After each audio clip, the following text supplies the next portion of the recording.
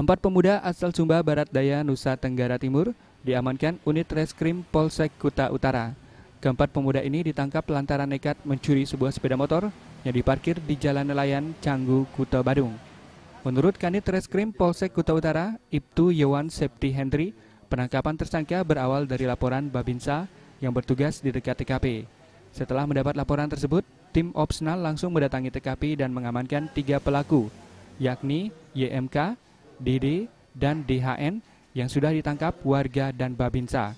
Sementara seorang tersangka berinisial OM yang diduga sebagai otak pencurian berhasil melarikan diri. Namun pihak kepolisian berhasil membekuk OM berkat informasi ciri-ciri tersangka dari 3 rekannya yang terlebih dahulu ditangkap petugas.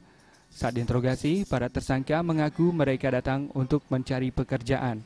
Namun saat sampai di TKP, OM melihat sebuah sepeda motor terparkir dan tidak dikunci stang.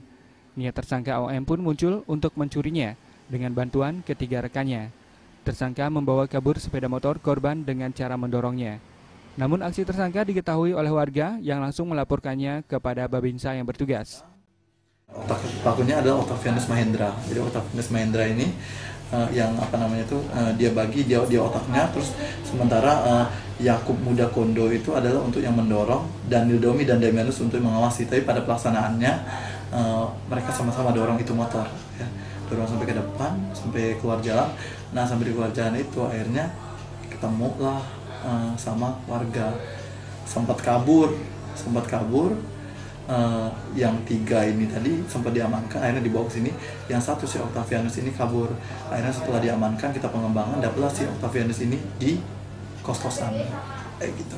Barang bukti berupa sebuah sepeda motor hasil curian dan 2 buah sepeda motor yang dipakai untuk mencuri diamankan ke Mapolsek Kuta Utara. Kini keempat tersangka menjalani pemeriksaan intensif di Polsek Kuta Utara.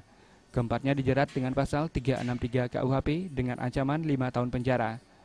Kades Wantara, Bali TV.